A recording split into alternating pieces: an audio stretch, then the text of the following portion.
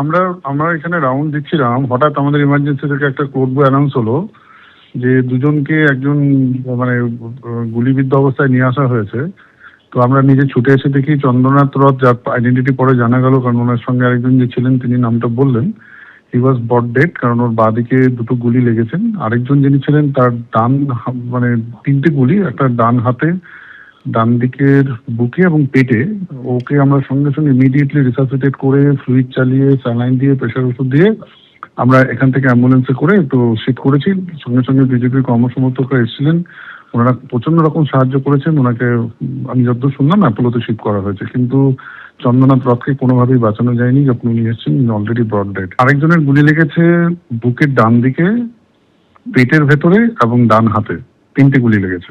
তার অবস্থাকে আমরা এখানে ওষুধপত্র দিয়ে তাকে রিসাসিটেট করে স্থিতিশীল অবস্থায় তাকে শিফট করা হয়েছে, কারণ বুলেটগুলো বার করতে হবে, কার্ডিওথোরাসিক সার্জারি সাপোর্ট দরকার। সেই জন্য ওনাকে এই অবস্থায় আমরা শিফট করেছি। যখন শিফট করা হয়েছে তখন তার অবস্থা একদম স্থিতিশীল ছিল। চন্দ্রনাথ রথের দুটো গুলি লেগেছে ওনার বুকের বাঁ দিকে, এবং এই দুটো গুলি একদম হার্ট ফুটো করে গেছে বলে ও আর বেঁচে নেই। গুলি লেগে সঙ্গে সঙ্গে মারা গেছে। যখন নিয়ে আসা হয়েছে ইজ অলরেডি ডেড। ওদের দাঁত ভাঙা হবে এবার। এই খুন আর যাই হোক পাড়ার গুন্ডারা করেনি, এটা দক্ষিণ কলকাতার প্ল্যান। দেখলাম 3টে নয় 5টা গুলি লেগেছে, 5খানা গুলি লেগেছে। এটা কিছুই না, শুভেন্দুকে ওয়ার্নিং দেওয়া, শুভেন্দুকে চমকানো, কিছু একটা হবে। এটা যাই হোক, ওকে মারার পেছনে কোনো পাড়ার গুন্ডা থাকতে পারে না। মধ্যমগ্রামে শুভেন্দু অধিকারীর আত্মসহায়ককে গুলি করে খুন করল দুষ্কৃতীরা। পয়েন্ট ব্ল্যাঙ্ক রেঞ্জ থেকে শুভেন্দু অধিকারী আত্মসহায়ককে গুলি করে দুষ্কৃতীরা। গাড়ি থামিয়ে গুলি চালানো হয় চন্দ্রনাথ রথের শরীরের ওপরে।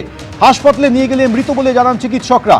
মধ্যমগ্রামের ভিভা সিটি হাসপাতালের সামনে বিক্ষোভ দেখাতে থাকেন বিজেপির কর্মী সমর্থকরা। আহত হয়েছেন শুভেন্দু অধিকারী আত্মসহায়কের গাড়ির চালকও। গাড়ি থামিয়ে চন্দ্রনাথ রথকে লক্ষ্য করে পরপর গুলি করে দুষ্কৃতীরা। তার বুকে, পেটে, মাথায় গুলি লাগে। চন্দ্রনাথের বুকের বাঁদিকে 2টি গুলি লাগে। গুলিবিদ্ধ গাড়ির চালকও, তাকে আরেকটি বেসরকারি হাসপাতালে ভর্তি করা হয়েছে।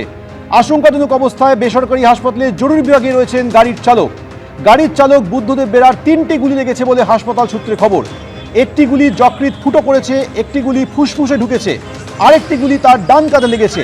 অনেকটাই রক্তক্ষরণ হয়েছে বলে হাসপাতাল সূত্রে খবর। শুভেন্দুদার প্রিয় চন্দ্রদা গাড়ি নিয়ে যখন মধ্যমগ্রামে দোহারিয়া বলে জায়গাটা ওখানে ছিল, একদম গাড়ি ফলো করে এসে পয়েন্ট ব্ল্যাঙ্ক রেঞ্জ থেকে, জানলার কাঁচ খোলা ছিল, সেখান থেকে গুলি মারে। বুকে 3খানা গুলি লাগে।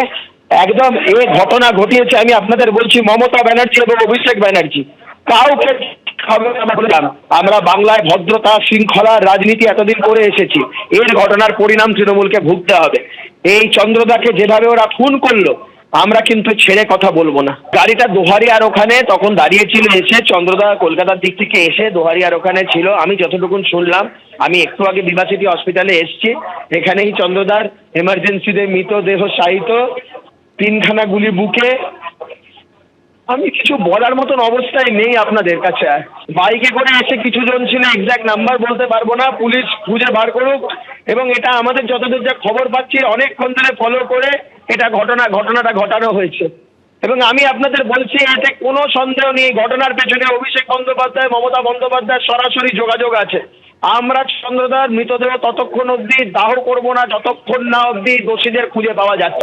এবিপি আনন্দ, এগিয়ে থাকে, এগিয়ে রাখে।